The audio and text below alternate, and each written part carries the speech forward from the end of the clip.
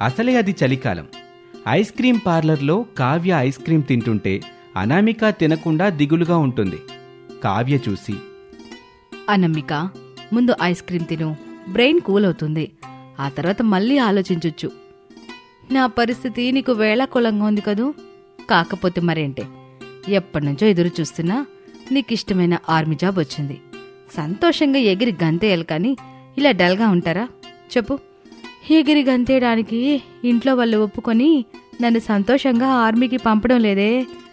అత్తింట్లో ఎవరికీ చెప్పలేదు నాకిష్టమైంది army job అని. చెప్పలేదా? ఎందుకు చెప్పలేదు? అందరూ నీతో ప్రేమగానే ఉంటారని చెప్పావు కదా. భార్యని కాబట్టి నా భర్త రమేష్ ప్రేమగా ఉన్నాడు. కోడల్ని కాబట్టి మా మావయ్య ప్రసాదు అభిమానంగా ఉన్నాడు.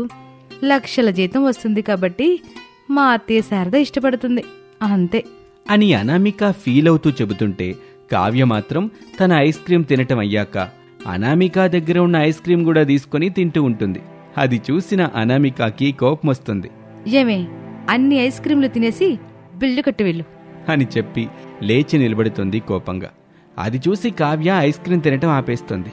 కూర్చోవే, నేను ఈ ఐస్ క్రీం తిన్న తర్వాత నీతో మాట్లాడతాను అని చెప్పగానే అనామిక కూర్చుంటుంది. కావ్య ఐస్ క్రీం తింటూ ఉంటుంది. సోఫాలో కూర్చుని ఉన్న ప్రసాద్ దగ్గరికి రెడీ అయ్యి శారద వస్తుంది.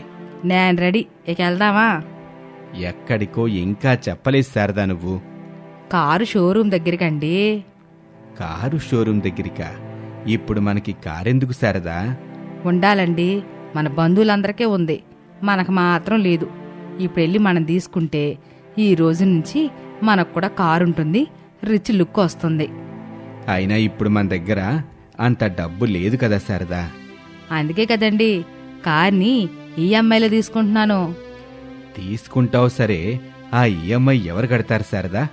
₹1,00,000 జీతం తీసుకుంటున్నా మన కోళ్ళ అనామిక కట్టుకుంటది. శారదా, ఇది కరెక్ట్ పద్ధతి కాదే. ఇప్పటికే కోడలి మెడకి చాలా ఈఎంఐలంట కట్టావు, ఇప్పుడు ఇది కూడానా? వద్దు శారదా, బాగోదు. ఎప్పుడు నేను మీ మాట విన్నానని ఇప్పుడు మీ మాట నేను వినటానికి పదండి అని చెప్పి శారద బయటికొస్తుంది. ప్రసాద్ బాధగా ఇక తప్పదు అన్నట్టుగా బయటకొస్తాడు.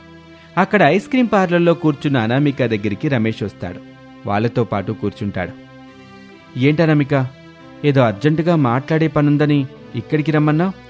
కావ్య చెబుతుంది. వామ్మో, నా వల్ల కాదు.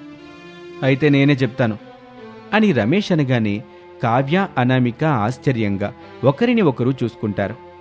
మీరిద్దరూ చూసుకుంది చాలా అనామిక, ఇక నేను చెప్పేది మీరు వినండి అని చెప్పగానే అనామిక కావ్య రమేష్ వైపు చూస్తూ ఉంటారు. రమేష్ ఏం చెప్తాడా అని ఆసక్తిగా ఎదురు చూస్తూ ఉంటారు. అనామిక, నువ్వు ఆర్మీకి వెళ్ళటం నాకు ఇష్టమే. నాన్నకు కూడా చెప్పాను, ఆయన కూడా ఒప్పుకున్నాడు. నాకు ఆర్మీ జాబ్ వచ్చిందని మీకెలా తెలుసండి? అనామిక, నువ్వు నాలో సగం. నా సగం ఏం చేస్తుందో, ఏం ఇష్టపడుతుందో, ఏం నచ్చుతుందో నాకు తెలియకుండా ఉంటుందా చెప్పు అని రమేష్ చెప్పగానే అనామిక సంతోషపడి రమేష్ చేతి మీద ముద్దు పెడుతుంది. అప్పుడే అనామిక ఫోన్ మోగుతుంది. అత్తయ్య ఫోన్ చేస్తున్నారు. మళ్ళీ ఏదో ఈఎంఐకి టెండర్ అన్నమాట. జాగ్రత్తగా వెళ్ళనామిక అని చెప్పి రమేష్ అక్కడి నుంచి వెళ్ళిపోతాడు. అనామిక ఫోన్లో మాట్లాడుతూ ఉంటుంది. ఇక కోడలు అనామిక కొత్త కారును తీసుకొని వచ్చి ఇంటి ముందు ఆపింది. దిష్టి తీయటానికి గుమ్మడికాయ పట్టుకుని సిద్ధంగా ఉన్న అత్తగారు శారద ఆ కారుని చూసి మురిసిపోతూ ఉంటుంది. కాళ్ళ, నేను చెప్పే వరకు కారు దిగిరామాక అని చెప్పి ఎంతో మురిపెంగా అత్తగారు శారద గుమ్మడికాయతో దిష్టి తీస్తుంది. అప్పుడే ఇంట్లో నుంచి కొడుకు రమేష్, తన భర్త ప్రసాదు వస్తారు. శారద ఆలస్యం చేయకుండా ప్రసాద్ చేతిలో దిష్టి గుమ్మడికాయను పెడుతుంది. ఏమండి, ఈ దిష్టి గుమ్మడికాయని కారుకి తగలకుండా 2 ముక్కలయ్యేలా గట్టి కొట్టండి. నువ్వు తప్పుకో శారదా, నేను గట్టి కొట్టినప్పుడు ఒక ముక్క ఎగిరొచ్చి నీ ముఖానికి తగిలిందనుకో, నీ ముఖం పచ్చడవుతుంది. అయితే ఒక నిమిషం ఆగండి. కోళ్ళ, కారు తలుపు ఓపెన్ చేయి, నేను కూడా కారులో కూర్చుంటాను అని చెప్పగానే అనామిక ఒక డోర్ని ఓపెన్ చేస్తుంది. శారద కూడా కారులో కూర్చుంటుంది. ఇక ప్రసాద్ గట్టిగా గుమ్మడికాయని నేలకేసి కొడతాడు. అంతే, ఆ గుమ్మడికాయ 2 ముక్కలవుతుంది. కోళ్ళ, అలా 2 రౌండ్లు వేసుకుని వద్దాం పదా అని చెప్పగానే తనకు ఇష్టం లేకపోయినా అత్త శారదకి ఇష్టం కదా అని ఆలోచన చేసి కారుని ముందుకు పోనిస్తూ ఉంటుంది అనామిక. కారులో కూర్చున్న శారద సంతోషంగా దిక్కులు చూస్తూ, కోళ్ళ కారులో వెళ్తుంటే భలే సరదాగా సంతోషంగా ఉంది కదూ అని అంటున్న అత్తగారు శారద మాటలు కోడలు అనామిక ఏమీ పట్టించుకోకుండా జాగ్రత్తగా కారుని డ్రైవింగ్ చేస్తూ ఉంటుంది. శారద అది గమనిస్తుంది. తనని తానే ఓదార్చుకుంటుంది. మెయిన్ రోడ్డు, పైగా కొత్త కారు, అందుకే కోడలో జాగ్రత్తగా కార్ని ముందుకు పానిస్తుంది అని దిక్కులు చూస్తూ ఉంటుంది శారద. కారు అలా ముందుకు వెళ్తూ ఉంటుంది. ఇక ఇంటి బయట నిలబడ్డ కొడుకు రమేష్తో, సాఫ్ట్వేర్ కోడలు అనామికకి ఆర్మీ జాబ్ వచ్చిందని తెలియక మీ అమ్మ డబ్బు మీద పిచ్చితో ఈ కొత్త కారు కొనింది. ఇప్పుడు ఈ కారు ఈఎంఐని కోడలు ఎట్టా గడుతుందో ఏంటో బాబు. అమ్మతో అనామికకొచ్చిన ఆర్మీ జాబ్ గురించి చెప్పేద్దాం నాన్న. ఆ పని మాత్రం చెయ్యొద్దు బాబు. అప్పుడు అనామికని మీ అమ్మ ఇంట్లో నుంచి బయటకు కూడా అడుగు పెట్టనివ్వదు. కోడలి వాళ్ళ బాస్తో మాట్లాడి వర్క్ ఫ్రమ్ తీసుకోమ్మా అంటుంది. అవునాన్న, నేను ఇదంతా ఆలోచించనే లేదు. పాపం మన కోళ్ళు అనామిక అప్పుడు ఇంటి పని, వంట పని, ఆఫీస్ పని అన్నీ కలిపి చెయ్యాల్సి ఉంటుంది. లేకపోతే మీ అమ్మ తీన్మారాడుతుంది, తెలుసు కదా. మరేం చేద్దా నాన్న? ఈరోజు కాకపోయినా రేపైనా అనామిక ఆర్మీకి వెళ్ళిపోతుంది కదా నాన్న. అప్పుడు మనం అని మాట మధ్యలోనే ఇంటివైపు వస్తున్న కొత్త కారుని చూసి ఆగిపోతాడు రమేష్. కారొచ్చి ఇంటి ముందు ఆగుతుంది. శారద సంతోషంగా ఇంట్లోకి వెళ్తుంది. కారు దిగిన అనామిక భర్త రమేష్ని, మావయ్య ప్రసాద్ని దీనంగా చూస్తుంది. బాధపడమక్కో అల్లా, అన్ని పరిస్థితులు సర్దుకుంటాయి. నువ్వు ఆర్మీకి వెళ్ళడానికి అన్నీ సిద్ధం చేసుకో. అవుననామిక, నాన్న చెప్తున్నాడు కదా, నువ్వు ఆర్మీకి వెళ్ళటానికి రెడీగా ఉండు. కావాల్సినవి, తీసుకెళ్లాల్సినవి అన్నీ చూసుకో. కానీ ఇప్పుడెలా మావయ్య? ఇప్పటికే పర్సనల్ లోన్ కడుతున్నాను. ఇప్పుడు ఈ కారు లోన్ యాడ్ అయింది. ఇదంతా నేను ఆర్మీలోకి వెళ్తే కట్టలేను కదా. అక్కడ శాలరీ చాలా తక్కువగా వస్తుంది. అవన్నీ నేను కొడుకు చూసుకుంటానులే కోళ్ళ. నువ్వు మాత్రం నీ కలని నెరవేర్చుకో. ఆర్మీకే వెళ్ళు. మన జన్మభూమి కోసం యుద్ధం చేయి అని ప్రసాద్ చెప్పగానే అనామిక లోపలికి వెళ్ళిపోతుంది. 1 గంట గడిచిన తర్వాత సోఫాలో కూర్చున్న శారదా దగ్గరికి అనామిక వస్తుంది. రాకోళ్ళ, మీ మేనేజర్ ఇప్పుడే ఫోన్ చేసి చెప్పాడు. ప్రాజెక్ట్ వర్క్ మీద బయటికి వెళ్ళే పని ఉందంట కదా, మరి బట్టలు సర్దుకో. అది అత్తయ్య, అంతా మీ మేనేజర్ చెప్పాడులే కోడలా. అక్కడ ఎప్పుడు పడితే అప్పుడు మాట్లాడటం కుదరదని, అనామికకి వీలైనప్పుడు ఫోన్ చేస్తుందని చెప్పాళ్లే అని చెబుతుంటే రమేషు, ప్రసాదు ఏమీ తెలియనట్టుగా వాళ్ళ దగ్గరికి వస్తారు. శారద చెప్పింది మొత్తం వింటారు. అనామికని మెచ్చుకుంటారు. ఆ రోజు రాత్రి అనామిక ఇంట్లో అందరికీ చెప్పి లగేజ్ తీసుకుని బాధగా కన్నీళ్లు పెట్టుకుంటూ వెళ్ళిపోతుంది. రమేష్ కూడా కన్నీళ్లు పెట్టుకుంటూ బాధపడతాడు. 1 నెల రోజులు ఇట్టే గడిచిపోతాయి. ఆర్మీలో జాయిన్ అయిన అనామిక మంచు కొండల్లో మంచు పడుతుంటే గన్ను పట్టుకుని కాపలాగాస్తూ ఉంటుంది. సోఫాలో కూర్చున్న శారద కోపంగా తిడుతూ ఉండగా ప్రసాదు, రమేష్ అక్కడికొస్తారు. ఎవర్ని శారదా అంత పచ్చిబూతులు తిడుతున్నావు? ఇంకెవర్నే, కోడలు వాళ్ళ బాసిని. ఈ నెల శాలరీ చాలా తక్కువగా వేశాడు. అడిగితే ఇంకో 1 వీక్లో వేస్తానని చెప్పాడు. ఎక్కడైనా ఇలా ఉంటుందా చెప్పండి అని శారద అడిగేసరికి తండ్రి కొడుకులిద్దరూ ఏదో సర్ది చెప్పి అక్కడి నుంచి వెళ్ళిపోతారు. శారద అనామికకి ఫోన్ చేస్తూ ఉంటుంది. ఫోన్ మాత్రం కలవదు. శారదకి విపరీతమైన కోపం ఉంటుంది అనామిక మీద. కోడలికి ఫోన్ కలవదు. లోన్ ఇచ్చిన వాళ్ళు నాకు ఫోన్ల మీద ఫోన్లు చేసి డబ్బులు కట్టమని చెబుతున్నారు. వాళ్ళకి సమాధానం చెప్పలేకపోతున్నాను. సమాధానం చెప్పలేకపోతే ఫోన్ స్విచ్ ఆఫ్ చేశారదా? ఒకవేళ కోడలు ఫోన్ చేస్తే ఇక్కడ పరిస్థితి గురించి చెప్పాలి కదా. సరేలే, నీ ఇష్టం శారదా, ఏదోటి చెయ్యి అని చెప్పి అక్కడి నుంచి ప్రసాద్ కూడా వెళ్ళిపోతాడు. ఇలాగే రోజులు గడుస్తూ ఉంటాయి.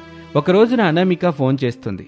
శారద ప్రేమగా మాట్లాడిన మాటల కంటే డబ్బు డబ్బు డబ్బు డబ్బు గురించే ఎక్కువగా మాట్లాడుతుంది.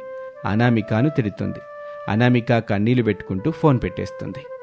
ఒక రోజున టీవీ చూస్తూ ఉండగా మంచులో ఆర్మీ డ్రెస్లో ఉన్న అనామిక ఒక పెద్దావిడకి గొడుగు పట్టుకొని జాగ్రత్తగా తీసుకువెళ్తూ కనిపిస్తుంది. అది చూసి షాక్ అవుతుంది శారద. అప్పుడే ఇంటికి ప్రసాదు, రమేష్ వస్తారు. వాళ్ళని కోపంగా చూస్తూ, మీ ముగ్గురు కలిసి నన్ను మోసం చేశారు. కోడల్ని ఆర్మీకి పంపించారు. అయ్యో, ఇది మోసం కాదు శారదా. డబ్బు పిచ్చి బట్టి నీకు బుద్ధి చెప్పాం. కోడలి కల ఆర్మీలో జాబ్ చేయడం అనేది. నీకు చెప్తే నువ్వు దగ్గరుండి పంపిద్దువా? లేదు కదా. అందుకే నేను కొడుకు ఒక నిర్ణయానికి వచ్చాం. కోడల్ని ఆర్మీకి పంపించావు. మరి ఈఎంఐలను ఎవరు కడతారు? అమ్మా, ఈఎంఐలన్నీ నేను నాన్న కడతాంలే అమ్మా అని చెప్పి అక్కడి నుంచి వెళ్ళిపోతారు రమేషు అలాగే ప్రసాద్. 1 గంట గడిచిన తర్వాత అనామిక ఫోన్ చేసి అత్తగారు శారదతో మాట్లాడుతుంది. శారద కూడా సంతోషపడుతుంది. కోడలు అనామిక మీద ఉన్న కోపం అంతా పోతుంది. అనామిక బావుండాలని, ఆరోగ్యంగా ఉండాలని, తిరిగి వచ్చి కుటుంబంతో సంతోషంగా ఉండాలని కోరుకుంటూ ఉంటుంది శారద. ఇది ఇవాల్టి కథ. మరొక ఆసక్తికర కథలో మళ్ళీ కలుద్దాం. నమస్తే. రిచ్ కోడలు అనామిక రమేష్ని చూస్తూ, నేను చెప్పేది గుర్తుంది కదా? గుర్తుంది అనామిక. ఇక్కడ మనం భార్యాభర్తలం. నేను చెప్పింది నువ్వు వింటావు. ఆఫీస్లో మాత్రం నువ్వు బాసు, నేను డ్రైవర్ని. నువ్వు చెప్పింది నేను వింటాను. గుడ్. అత్తయ్యా అని పిలవగానే కిచెన్లో నుంచి శారద అనామిక దగ్గరికి వచ్చింది. చెప్పమ్మా కోళ్ళ, టిఫిన్ తింటావా, కాఫీ తాగి వెళ్ళిపోతావా? కాఫీ తీసుకురత్తయ్యా, ఇప్పుడు టిఫిన్ తినే టైం లేదు అని చెప్పగానే శారద కాఫీ తీసుకుని అనామిక దగ్గరికి వస్తుంది. అనామిక కాఫీని తాగేసి, అత్తయ్య, పిల్లలు భవ్య కావ్య ఇద్దరు స్కూల్కి వెళ్ళారు కదా? వెళ్ళారు కోళ్ళ అని చెప్పగానే అనామిక హాల్లో నుంచి వెళ్ళిపోతుంది. అనామిక వెనకాలే రమేష్ కూడా వెళ్తాడు. అనామిక రమేషు ఇద్దరూ కారులో ఆఫీస్కి బయలుదేరుతారు. గుమ్మం దగ్గర నిలబడిన శారద కారు బయటకు వెళ్లటం చూసి సంతోషపడుతూ, రిచ్ కోళ్ళ ఆఫీస్కి వెళ్ళింది, రాత్రి వరకు రాదు, నా కూతురు దగ్గరికి వెళ్ళొస్తాను అని చెప్పి కిచెన్లోకి వస్తుంది. అక్కడ మూట కట్టి ఉన్న సంచిని నెత్తిన పెట్టుకుని లాన్ దగ్గరికొచ్చింది. లాన్లోని మొక్కలకు నీళ్లు పడుతున్న భర్త ప్రసాద్ని చూస్తుంది. యావండి, నేను కూతురు దగ్గరికి వెళ్తున్నాను. అన్నం ఒక కూర డైనింగ్ టేబుల్ మీద పెట్టాను, తినేసి కాసేపు పడుకోండి. సరే శారదా, నీ నెత్తి మీదున్న సంచి మూడేంటి? కూతురు కోసం అండి, నెలకి సరిపడా సరుకులు తీసుకున్నాను, ఎళ్ళిచ్చేసి వస్తాను. ఈ సరుకులు మన రిచ్ కోడలి అకౌంట్లోనే కదా నువ్వు తీసుకుంది? అవునండి. మరి మన రిచ్ కోడలు అడిగితే ఏం చెప్తావు శారదా? అబ్బా, మన రిచ్ కోళ్ళకి అంత టైం ఎక్కడుంది చెప్పండి, నేను మన కూతురు దగ్గరికి వెళ్తున్నాను అని చెప్పి శారద ఇంటి నుంచి వెళ్ళిపోతుంది. ఆఫీస్లో అనామిక మీటింగ్లో శ్రీవల్లితో మాట్లాడుతూ ఉంటుంది. అక్కడ నిలబడి ఉన్న రమేష్ ఫోన్ రింగ్ అవుతుంది. అనామిక కోపంగా రమేష్ వైపు చూస్తుంది. రమేష్ వెంటనే ఆ గదిలో నుంచి బయటకొస్తాడు. సెల్ ఫోన్ తీసి, చెప్పురా చెల్లి.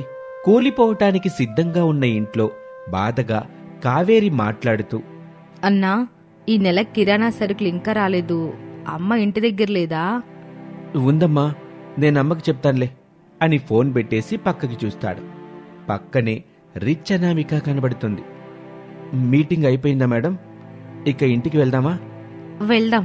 ఇంటికి వెళ్ళాక మీతో మాట్లాడేది చాలా ఉంది అని చెప్పి అక్కడి నుంచి వెళ్ళిపోతుంది. అనామిక వెనకాలే రమేష్ కూడా వెళ్తాడు.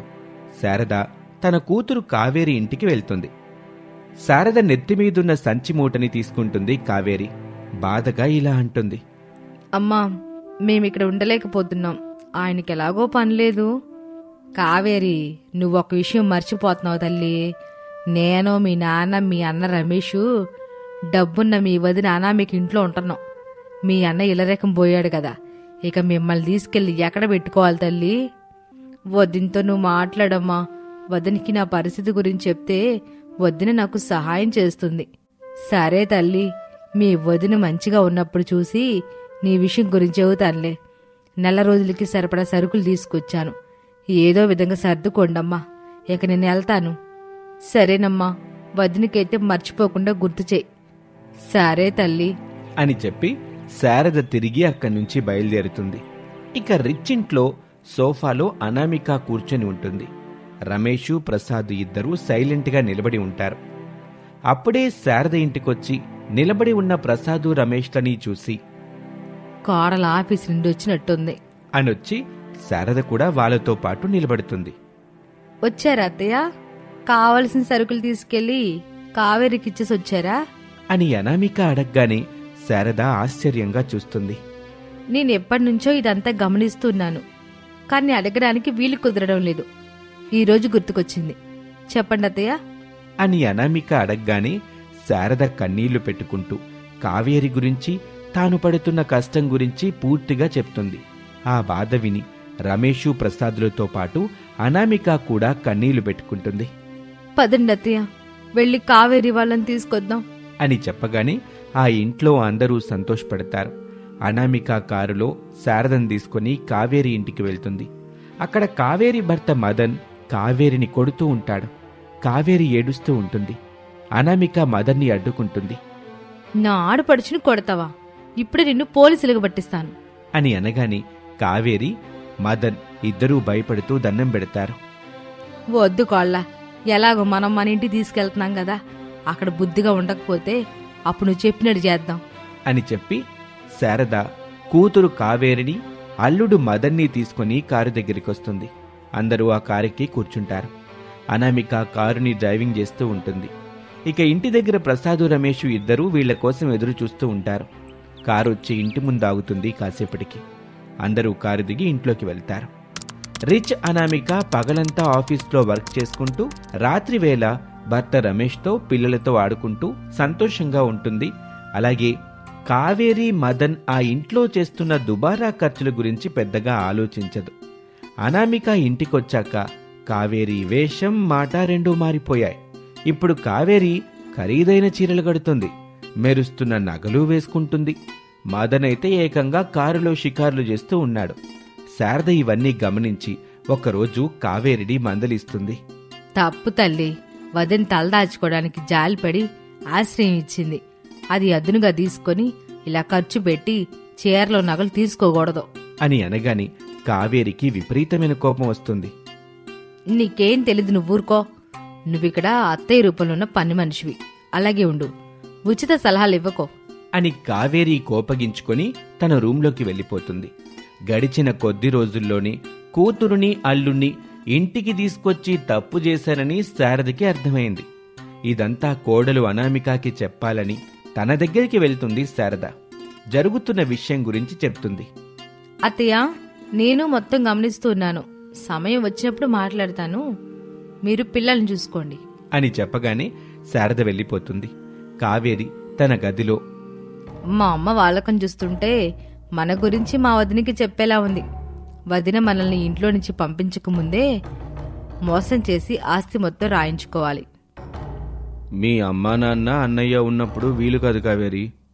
వాళ్ళు ముగ్గురు బయటికెళ్ళినప్పుడు మాత్రమే మనం అనామికాని బెదిరించైనా ఆస్తి మొత్తం మన పేరు మీద రాయించుకోవచ్చు అని చెప్పగానే కావేరి ఎప్పుడు ఆ ముగ్గురిని బయటికి ఎలా పంపించాలా అని ఆలోచన చేయడం మొదలు పెడుతుంది. కాసేపటికి తనకొక మంచి ఐడియా వచ్చింది. కావేరి సంతోషపడుతుంది. కావేరి ఆలస్యం చేయకుండా హాల్లో ఉన్న తన తల్లి దగ్గరికి వస్తుంది. సారీ అమ్మా, నేను అలా మాట్లాడకుండా ఉండాల్సింది. నాకు ఈ మధ్య ఏమైందో ఏమో అర్థం కావడం లేదు. నా కోసం నువ్వు, నాన్న, అన్నయ్య ముగ్గురు వెళ్ళి మన ఇష్టదైవాన్ని దర్శించుకుంటండి అని చెప్తుంది కావేరి. శారద కూడా అందుకు సరే అంటుంది. ఆ రోజు రాత్రి అందరూ పడుకున్న తర్వాత మదన్ కారు దగ్గరకు వచ్చి బ్రేకుల వైర్ని తీసేస్తాడు. మరుసటి రోజున శారద, ప్రసాదు, రమేష్ ముగ్గురూ కలిసి కారులో ప్రయాణిస్తూ ఉంటారు. అనామిక మరోవైపు వర్క్ చేసుకుంటూ ఉంటుంది. శారద వాళ్ళు కొంత దూరం వెళ్ళిన తర్వాత బ్రేకులు లేకపోవటం కారణంగా వాళ్ల కారు బోల్తా పడుతుంది. కావేరికి వాట్సాప్లో వీడియో వస్తుంది. కావేరి వెళ్ళి అనామికకి చెప్తుంది. అనామిక ఆ విషయం తెలిసి బాధపడుతూ ఏడుస్తుంది. ఇలా కొన్ని రోజులు గడుస్తూ ఉంటాయి. ఒకరోజున కావేరి, మదన్ ఇద్దరూ కలిసి అనామికాని కొడుతూ ఉంటారు. అది చూసి భవ్య, కావ్య ఏడుస్తూ ఉంటారు. ఆస్తి రాసిస్తే ప్రాణాలతో ఉంటావు, లేదంటే నువ్వు కూడా మా అమ్మ, నాన్న, అన్నయ్య వెళ్ళిన దగ్గరికే వెళ్తావు. అంటే నేనే వాళ్ళని చంపించాను. నన్ను చంపినా నేను ఆస్తి రాసివ్వను. నువ్వు మంచిగా చెబితే వినవే అని అనామికాని మెడబెట్టి బయటకు నెట్టేస్తుంది కావేరి. మదన్ పిల్లల్ని కూడా తీసుకొచ్చి బయటపడేస్తాడు. అనామిక కింద పడుతూ ఉండగా శారద, ప్రసాదు, రమేష్ ముగ్గురు వస్తారు. శారదని, ప్రసాద్ని, రమేష్ని అక్కడ చూసి కావేరి, మదన్ ఇద్దరూ షాక్ అవుతారు. మీ దుర్బుద్ధిని బయట పెట్టడానికి మేమంతా కలిసి ఆడిన నాటకం ఇదంతా అని వెళ్ళి కావేరి చెంప మీద కొడుతుంది శారద.